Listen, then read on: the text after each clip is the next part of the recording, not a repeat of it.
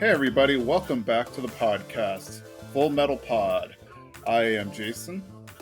And I'm Jimmy. So Jimmy, how's it going? Well, this has definitely been a tough week. As you may have heard, I live in Austin, in Texas, and we just lost one of our best comedy clubs. I remember both of us going there to listen to Doug Loves Movies, which is one of our favorite podcasts. So it's been a tough week. I agree 100%, and I was just reminded of it as I looked at my podcast app. I jump between podcast apps to be honest, because I'm always trying to figure out which one I like the most. But I was looking at the podcast, and Doug Loves Movies came up, and they did a rebroadcast of one that Jimmy and I actually went to, 4 or 5 years ago.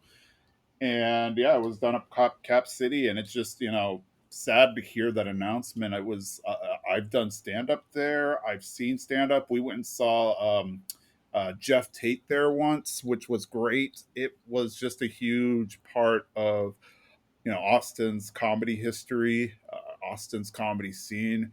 Anytime you see a comedian talk about Cap City, even if they're not from Austin, they usually have nothing but fond memories about it and nothing but good things to say. So I mean, that just really speaks to the impact that they had. So it's kind of sad, and I know you're going to miss those hush puppies, and I'm definitely going to miss the Dudley and Bob nachos. Yeah, those Hush Puppies were amazing. I remember seeing John Mulaney there before he really blew up, and I remember getting heckled there by this lady in a bird sweater. Yeah, I remember, which is always funny when you have like a comedian heckling you. It's usually the other way around. I know, and it's very strange, but you know what? I believe if you sit in the front row, you're Yeah, open to yeah, that's true. That's whatever. kind of the unwritten rule So of comedy clubs. If you like sit close to the stage, you are opening yourself up to be messed with by the comedian. So that's just kind of the law. It seems like. was that episode that they posted of Doug Loves Movies? Is that the one you brought donuts to and they threw donuts at us? Yeah, yeah. I always say that I actually invented the donut thing. Now, granted, I can't prove it, but I do remember one time we went and Chris Cubis was there, and I figured, oh, he talks about how much he loves sugary stuff. So if I bring donuts, I'm definitely going to be chosen. I wound up not getting chosen, but then I remember maybe 2 episodes later, somebody brought donuts to a podcast, and that's when they started making it a thing where they would throw donuts every week at the podcast. So yeah, that I do remember bringing donuts to this one too, and I think is I would have to double check. I haven't actually listened to the episode yet, but I think this is the one where like John Erler just chucks it at this girl who's in the front row. It might have been a different one, but I distinctly remember there was an episode where that happens. I'll definitely have to go back and check out that episode. Yeah, this one was definitely a very very fun one, and yeah, it's just been a weird week altogether. Like I'm out here in San Francisco and woke up on Wednesday, and it looked like everybody's making that joke about how it's like Blade Runner, but really it was like this orange light was coming through my window, which normally I'm either seeing like normal blue skies or maybe a gray sky, or we're foggy in San Francisco, so sometimes gray because of that. But this was the first time that I ever felt like, what's going on? I look outside and it's just this weird orange hue, and I'm like, well, I guess walk my dog really quickly and then go back in. Everything looks so ominous of the pictures that I've seen come from you guys. Yeah, this is with everything going on in the world, just add orange skies. I think if aliens landed in like the middle of New York City next week, I'd be like, you know what? That seems about right for this year. This episode, we will be talking about episode 6, Road of Hope, and episode 7, Hidden Truths. And I don't know if it just happens to work out this way or whatnot, but so far this 2 episode format works because it seems like every 2 episodes that we do, they seem to dovetail into each other perfectly. Like maybe I'm just looking for something that's not there, but these past few episodes, the storylines seem to connect very well.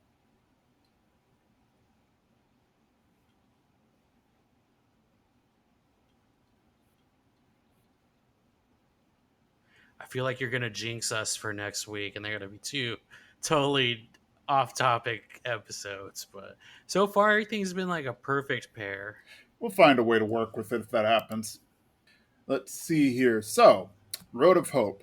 Where we left off is that the Elric brothers run into Scar, who is a serial killer, essentially, who is targeting only State Alchemist. He is a survivor of the Ishvalan Civil War, and this is his way of getting revenge because the State Alchemists are ultimately the ones who are responsible for his entire uh, family getting killed, his entire people getting killed.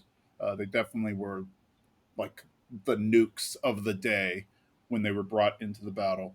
So the brothers, Ed's arm got destroyed, half of Al's body was destroyed. Now they're heading back to their hometown of Risenbul to get their themselves repaired. So Ed needs his arm in order to do alchemy, and Al is only able to be fixed by Ed because of the whole armor soul bonding process. So until Ed's fixed, Al can't be fixed. So they head back, and then they're on their train.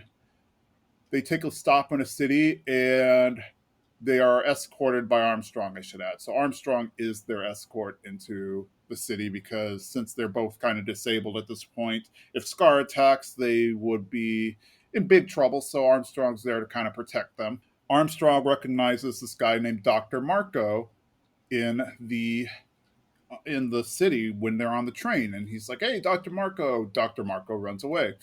He mentions that Dr. Marco is a talented state alchemist who is known for his medical skills with alchemy.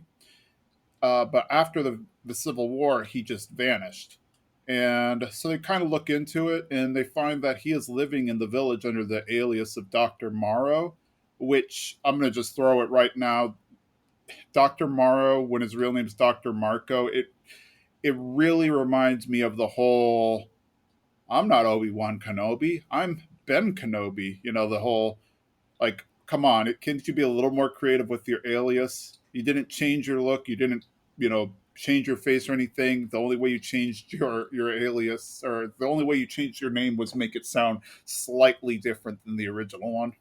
Always, I guess, I don't know, maybe people just don't look in those little small towns. Maybe he's safe with that alias.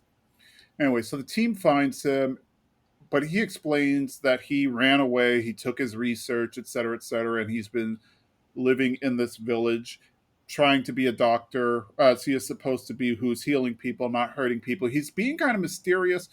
Basically, he's telling people that he created the Philosopher's Stone, and he has one on him, and it's this little weird liquid that is in this small little flask. And he mentions, Philosopher's Stones can take any form. They don't necessarily have to be physical stones. And this is an incomplete one, which means it can be depleted. It can run out of energy, which implies that a perfect stone never runs out of energy. Ed is insistent in finding that research because he believes he can figure out how to make a perfect Philosopher's Stone if he can just get his hands on it. Well, Marco is hesitant to tell them what he researched. Ed says that he definitely needs that information, and he explains why he's interested in the stone, how he lost his bodies, they did the ultimate taboo, etc., etc., and that they will stop at nothing to get that information. But Marco says it's devil's research. That's that. So they leave empty handed, but then Marco runs to meet them at the train station and tells them, hey, go to the library, find my books. You'll be able to find my research there. As they go away, Marco is visited by Lust, who we've seen in previous episodes, and the screen kind of cuts out there. The boys return home, and they meet Pinocchio and Winry Rockbell. Winry, of course, attacks Ed, but in a playful way. And then they kind of have this back and forth about how long it's going to take to fix their auto mail and everything. Winry's mad that he broke it, and Ed goes to visit his mom's grave. Pinocchio then mentions that Ed's dad's left. The boys have been, through a lot in their life. Once Ed had gotten his state alchemy certification, they then burnt down their childhood home because they didn't want to have a place to go back to, so it would force them to keep looking. He also mentions, or not he, but Panako also mentions that Winry's parents are gone as well. They were doctors and they went to the battlefield to care for injured people during the Civil War, and unfortunately, they lost their life during the Civil War. Everything ends with the brothers getting fixed. Ed gets a new arm. It's slightly lighter, he mentions, or that Winry mentions rather, saying that it's a little lighter because it's made out of chrome, but it's also a little more vulnerable to attack. Ed then fixes Al. He points out this little blood kind of circle in the armor, and that's what is the medium that is bonding Al's soul to the suit. So if that gets messed up somehow or warped or something, then Al's suit or Al's soul would leave his body. And so that's why Ed is the only one who can do the repairs, because he knows how to avoid that and not accidentally make a small tweak that would ultimately result in Al's soul departing this plane. They get ready to head to Central City to go look for the library. And that ends our episode. So let's talk. What were your thoughts, Jimmy? My initial thought is when Granny was talking about Ed and Al's parents and how she was a drinking buddy with their father, I was like, I would love to do a few shots with Granny. She seems like the perfect drinking buddy. I wonder what her liquor of choice is. Yeah, she's really chill. I also like how she's like really short, like even shorter than Ed, but she makes those remarks about how he is shrinking instead of growing, and that really irks Ed because Ed hates when people call him short. So that really made me laugh. I love a Ed is small joke, and especially we haven't gotten one in a long time, which I'm so disappointed about. Is that where Al gets confused for the older brother? I want that again. I feel like there was a missed opportunity in this week's episode. So, but I do love when the interaction with Granny, and this episode seems so longer than it almost feels like two different episodes, because we have the first half with Dr. Marco, and then we have the second half with Granny and Winry.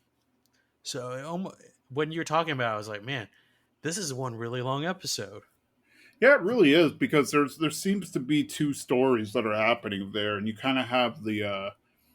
I mean, it makes sense why the story with Marco is there, because that's ultimately, I guess, just supposed to kind of spur the further investigation of the brothers into the Philosopher's Stone. Like now they've got a lead, but they could have put that in a different episode or something. Like I really would have liked him to have stayed home a little longer. Like obviously this is supposed to be an action anime and everything, so having them at home is kind of dull, but at the same time it kind of humanizes them. It was nice to see him not, the brothers not worrying about finding the stone, though Ed mentioned it a little bit, but that was because they got that lead. So all Ed can think about is, I need to get out of here so that I can find the Philosopher's Stone. Yeah, it would have been nice if they were just able to chill, hang out, reminisce, uh, take a load off, and spend time with their family. Because, like, essentially, Panako or Granny, that is who effectively raised these three kids, because Winry's parents died in the war. So Winry's grandparents are grandmother is Panako, so she's living with their grandparent. And then when the brothers lose their father and then their mother, they wind up staying with Panako. Now, granted, they lived like kind of down the street, so it was kind of implied that they lived in their house, but Panako would come and visit them or take a look at them every a few times a day or something like that. But that was pretty much like the last bit of family they have. It would have been nice just to see them hanging out and being like normal. I do love that this episode that they paired Armstrong with the brothers. I If there's any character I would love to see in their own spin-off anime and what they're doing in their own life, Armstrong is one of those characters. He never ceases to amaze me. I do have a question about his hair. Is that a choice? Just the one curl there, or do you think like he lost all his hair, or is it just anime? I think it's just anime. You know, you have to give everybody weird anime hair. That's kind of the rule. And I think that, or I also think it's a choice. Like, that's supposed to be a stylistic choice because if he was just going bald, it'd be weird that he would just keep that little tuft of hair. Like, that doesn't help anything. It's like, you don't really see it all that often, but I remember you used to see people who are balding but then they would have the ponytail, and you're like, the ponytail's not really helping the situation at all. This is like the opposite, where it's like the ponytail up front. It just, I don't know. It amazes me. I love it. It's a bold choice. Yeah, and he definitely serves a lot as the comic relief in the show. I mean, he's clearly in love with his muscles, and he's just this big, burly guy, but then he's also just such a softy. He's like a teddy bear, you know, how he cries about learning when he learns the brother's past and everything. He just, it shows that he's like deeply in touch with his emotions. So he's very comedic, and I really enjoy him. I really felt at first, like they're on the train and they get to this town. They see Dr. Marco just walking, and Armstrong is yelling out the window, like, Dr. Marco, do you remember me? It's me, Armstrong. And Dr. Marco basically puts his head down, like, starts running away. I, for a second, I didn't think it was because he was hiding. I was like, Armstrong seems like that friend that would embarrass you out in public.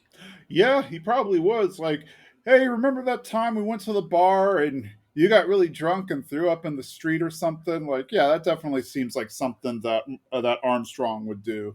I love that character so much. Probably one of my top Full Metal Alchemist characters, Armstrong. I agree, and he kind of has that same character in both versions, not just Brotherhood, but the original. He is kind of the teddy bear, muscle bound guy with super strength, and who's just very flamboyant in his behavior. That he's just very emotional, but he's also muscular because like he'll make these competitions or he'll make these comments about how strong he is. So it's pretty interesting. It's pretty fun to watch. Do you think they issue him tearaway clothes now? Like he's gone through too many jackets. We just need to make tearaway versions for him. Oh, absolutely. Like his suit is made out of like crepe paper or something. It's just easily tear away. I feel like I've gushed over that character so much during this podcast. I love him. But my other thing I took away from this episode is like Winry's parents were surgeons, and do you think that's why she has this passion for auto mail? Like it's basically surgery in a sense. Exactly what it is. It is giving people a artificial limb. And you know, in the episode, Ed mentions that the part that he hates the most is when the nerves start reconnecting when they install the new arm. So it tells me like there's a lot of intricacy that goes into creating automail and making it work with the human body. So yeah, I mean, I think that is pretty much like surgery. So I found that interesting when they were talking about her parents, and then you see her kind of working on his arm this whole time. I very felt like she's kind of following in their footsteps in a way. I agree. I agree. She definitely is, and she just has like a natural aptitude because she's roughly the same age as the brothers, and they're none of them are 16 yet. She has like this genius ability, it seems, to create the auto mill and make it function. Granted, she's working with her grandma, who is a seasoned expert at this, but either way, it can't be that easy to do. Yeah, I mean, she definitely, this is her passion, and I really like seeing that. And most of the characters we meet, good or bad, they're very involved in their work or whatever they're passionate about. They're like consumed by it. Absolutely, they are. They are very into whatever it is, and that sometimes can be a folly, sometimes can be an asset. It really depends on the situation. A lot of times it's both. But yeah, I really like seeing Winry. Winry's always been one of my favorite characters. In fact, I got a new dog recently, about well, maybe 2 months ago, after I lost my dog of 13 years back in January. So I finally got a puppy, just COVID puppy, I think like everybody else. But it's just nice to have one around. And I wound up naming her Winry because she is crafty, just like the character, and spunky, just like the character. So I'm like, yeah, this is a perfect fit. And it's my favorite anime, so it works. Exactly. Yeah. And then I think a little bit the interesting thing about Marco when they visited him was that he clearly has a secret. Like he ran away from the military, but not as a standard deserter, like, oh, I don't want to fight because I'm afraid I might die. Like the way he's talking, it's clear that he believes he calls what his research was the devil's work, and it's kind of implied because he was a state alchemist that he was being forced to do this work. So this necessarily wasn't his own idea, so to speak, as much as it was given to him based on his knowledge of medicinal alchemy. And so he just hates it. Now he wants to go and do good in the world by being a doctor in this small town and healing people with his alchemic skills. And he is adamant that it's the devil's work. So it's going to be interesting to figure out what he was running from. Is he dead? Do you think he's dead? Because we end the meeting him with Envy being in his house, and most people who encounter with her don't see life too long. I don't know how to phrase that. Sorry. It's I don't think so, but the big thing that we've seen is they seem to have an interest in state alchemists, lust and envy and gluttony. So far, what we've seen in the few episodes, or the few things that we've seen, so it just seems like it might be counterproductive for her to kill him. But we'll find out.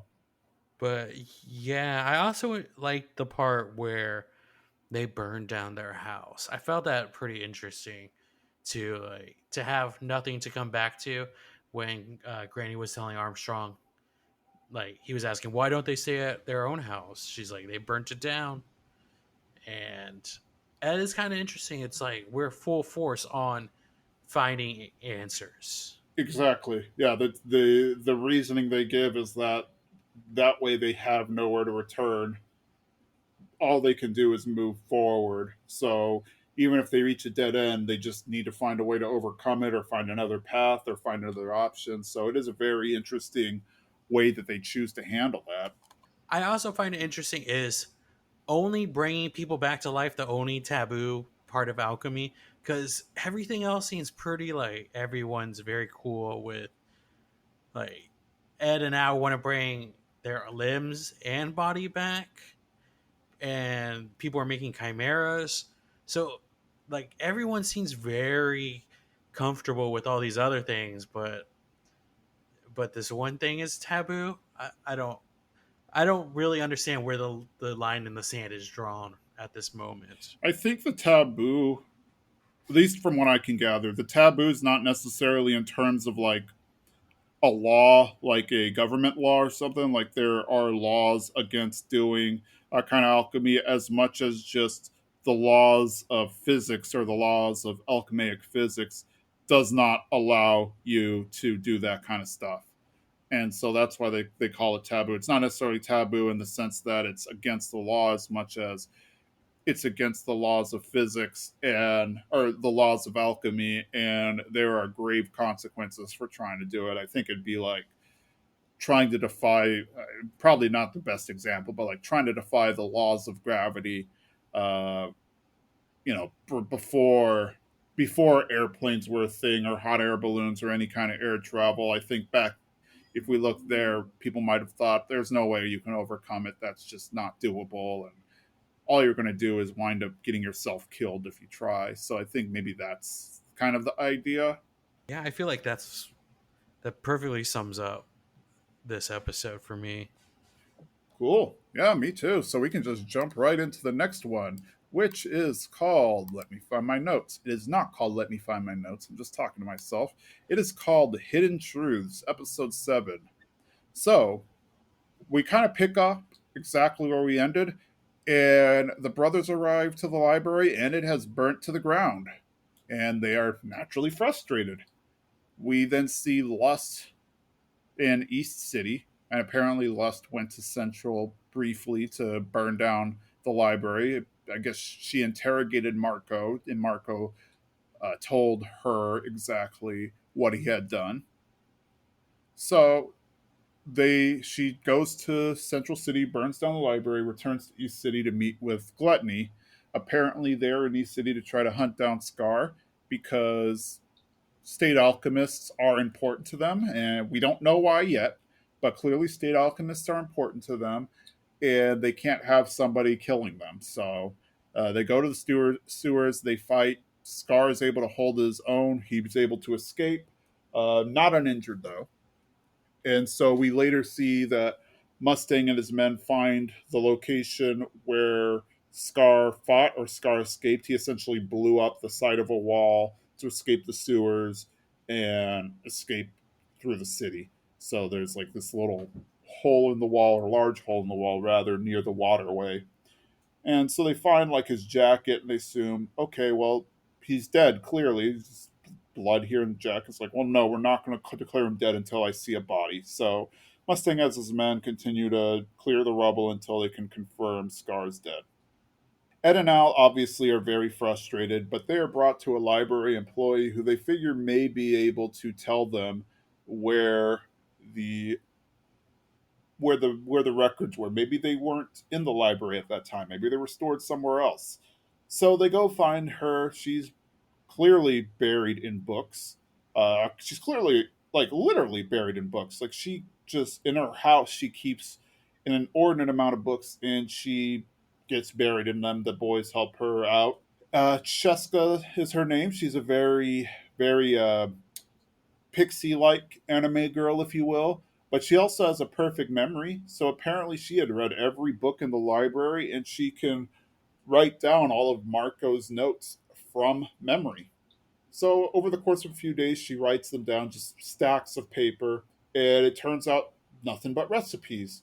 Well, the brothers are fine with this because they understand that alchemists often will encode their research into mundane things like recipes or novels or whatever.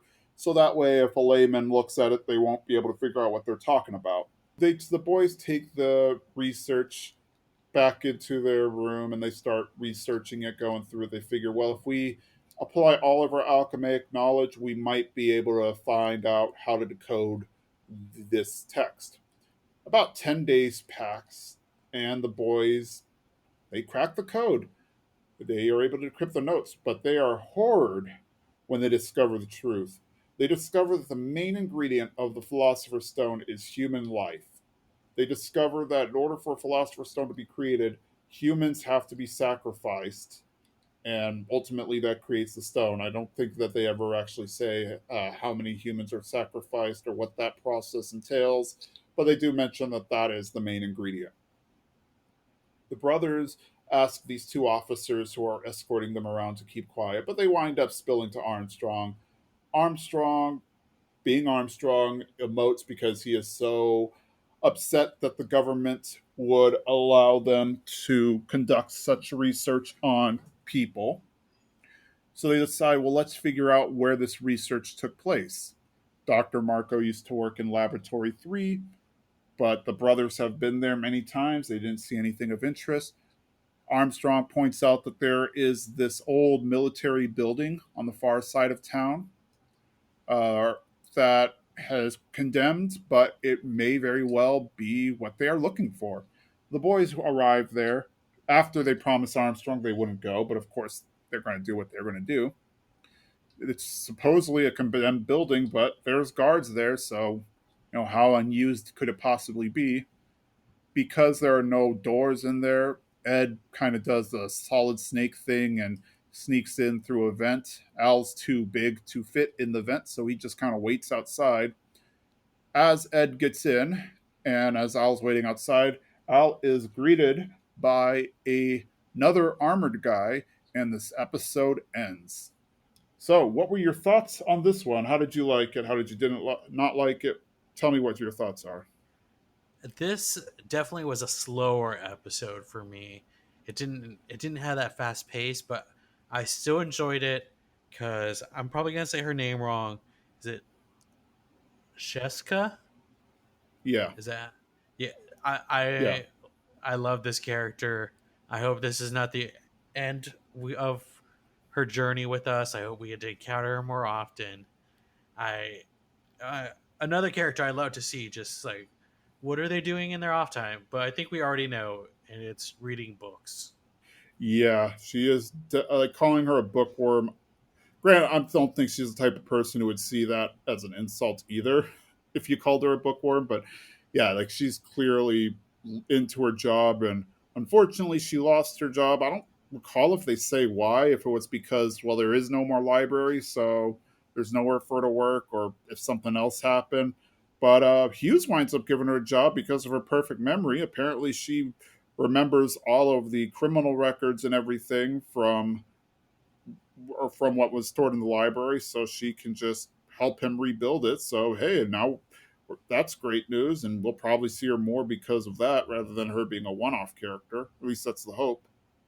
I do. I mean, she probably would not find being called a bookworm offensive because when we first meet her, she's almost gonna die to being drowned by books that have collapsed upon her. So I do. I enjoyed that a lot. It made me laugh. I do love the part where she goes to see how Ed and Al are doing and thank them for the money. And she's there and she's like, "Oh yeah, I had this photographic memory, but I need to find a job."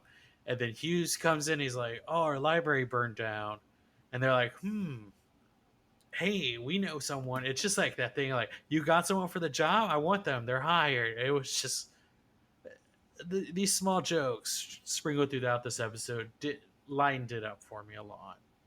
Yeah, and then it's kind of with the other one that I was mentioning, how it's nice to just see them being people. That there was a lot of that in the episode, just them interacting with each other as normal human beings, not necessarily. Now, granted, they did have like an agenda. They were wanting to find the information so that they can, continue their investigation. But ultimately, it was, them being just them being nice, them caring about each other and talking. And we got to see how humanistic or how human they were when they were with Jessica, and I thought all that part was great. I do wonder if it's that other thing where they have like a soft spot for moms because was it her mom or was it her grandma that she had to move? She wanted to move them to a better hospital. Yeah, I wonder if they have this soft spot for moms, and that's why they're like, we need to just give her as much money as we can. That's true. He did seem to just say, "Hey, take this much money out of our account and give it to her," without much thought. And apparently, it was an exorbitant amount of money based on their reaction. So yeah, they definitely. Oh, No, like I wonder how much he gets paid. And is Ed a researcher? Is he a researcher for the state, or is he like I don't know what he is. so in the earlier episode where we get the flashback of how he became a state alchemist, they mentioned that part of being a state alchemist was that you got a research fund. So I think he, as well as all the other alchemists, get research funds.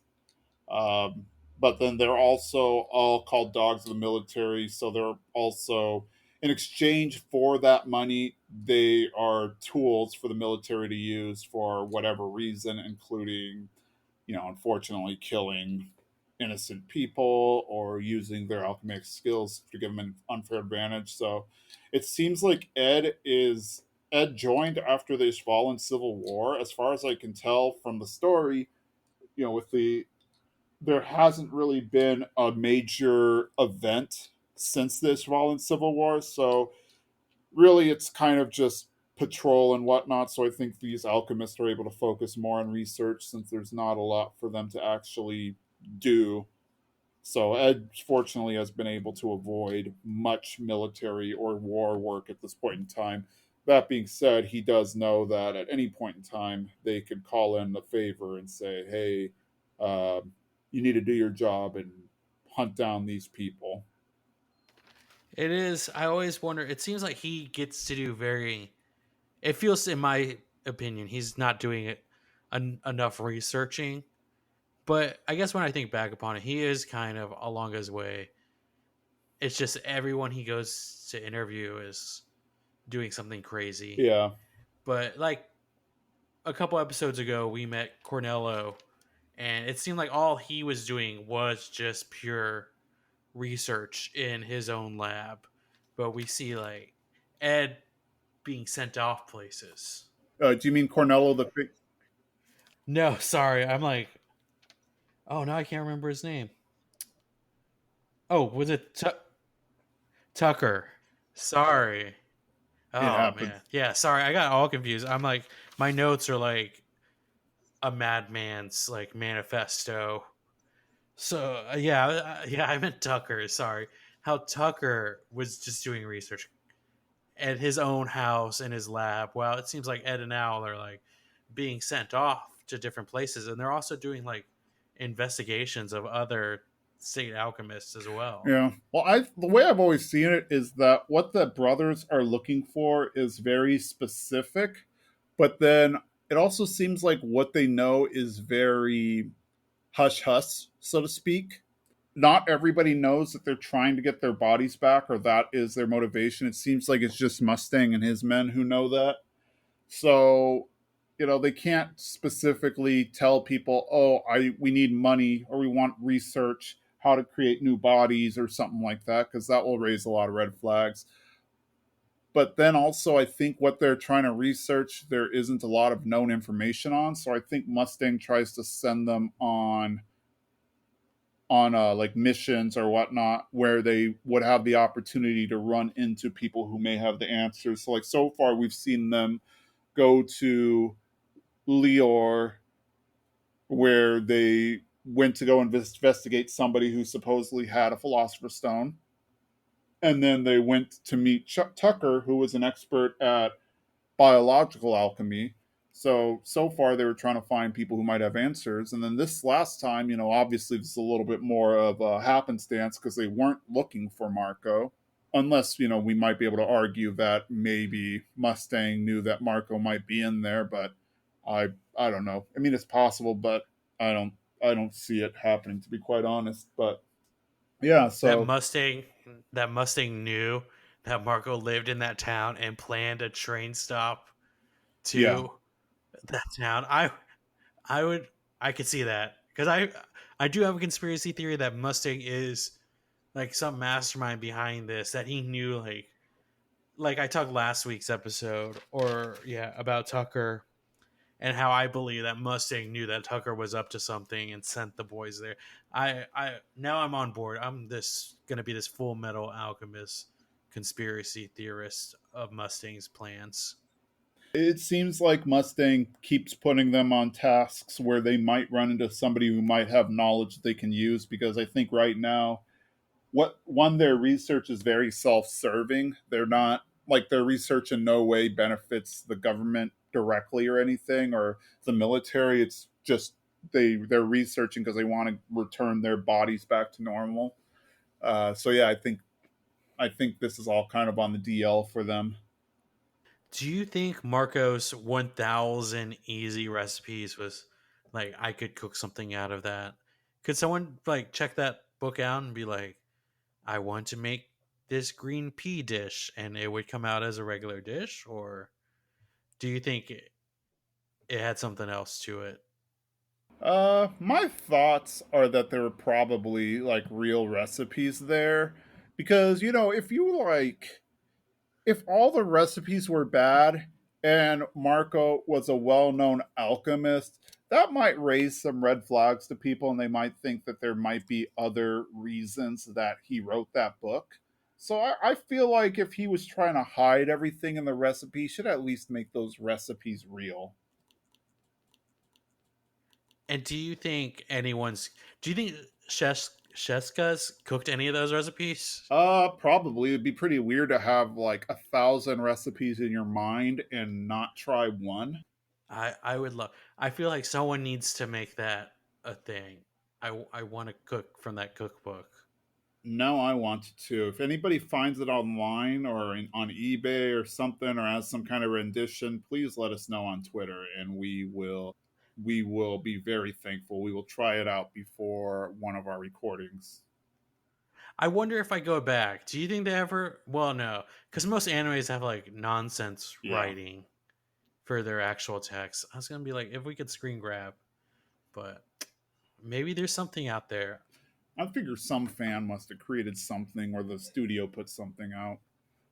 But one of the big things that came up in this episode was that the Philosopher's Stone is made out of humans, which, I mean, I guess, yes, that is very disturbing. So let's start with that. Like, that is very disturbing.